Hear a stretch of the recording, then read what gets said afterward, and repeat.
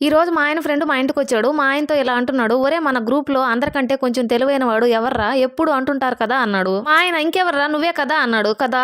కానీ మీరనుకున్నంత తెలివైన వాడిని నేను కాదురా" అన్నాడు. "ఎందుకురా అలా అంటున్నావు?" అన్నాడు మా ఆయన. "నేను జాబ్‌కు వెళ్లే దారిలో ఒక క్లినిక్ ఉందిరా. ఒక బోర్డు మీద ₹100కి ట్రీట్మెంట్. నయం కాకపోతే 500 తిరిగిస్తామని రాసుంది. ఎలాగైనా 500 కొట్టేయాలని ఒకరోజు డాక్టర్ దగ్గరికి వెళ్లారా. నాకు నాలుక రుచి తెలియట్లేదు డాక్టర్ గారు అని చెప్పా. డాక్టరు నర్సును పిలిచి బాక్స్ నంబర్ 22 నుంచి మందు తీసుకొచ్చి అతని నోట్లో వెయ్యి 3 చుక్కలు అన్నాడు. నర్సు అలాగే చేసింది. తీరా చూస్తే నా నోట్లో కిరోసిన్ పోసింది. నేను అది కిరోసిన్ అన్నా. డాక్టరు, "వెరీ గుడ్, మీకు రుచి తెలుస్తుంది. ₹100 ఇవ్వండి" అన్నాడు. సరే ఈసారైనా ఎలాగైనా గట్టిగా అనుకుని 500 కొట్టేయాలని కొద్ది రోజుల తర్వాత మళ్లీ వెళ్ళా. డాక్టర్, "నాకు జ్ఞాపక శక్తి తగ్గిపోయింది. నాకేమీ గుర్తులేదు" అన్నా. డాక్టర్ మళ్లీ నర్సును పిలిచి బాక్స్ నంబర్ 22 3 చుక్కలు అనంగానే నేనేమీ ఆలోచించకుండా, "ఆగు, అది మళ్లీ కిరోసినేగా" అనంగానే, "చాలా బాగుంది. మీ జ్ఞాపక శక్తి తిరిగొచ్చింది. ఫీజు ₹100 కట్టి వెళ్ళండి" అన్నాడు. నేను పూర్తిగా నిరాశ చెంది గెలవడానికి చివరి ప్రయత్నం చేసి కొన్ని రోజుల తర్వాత మళ్లీ వెళ్ళా. నా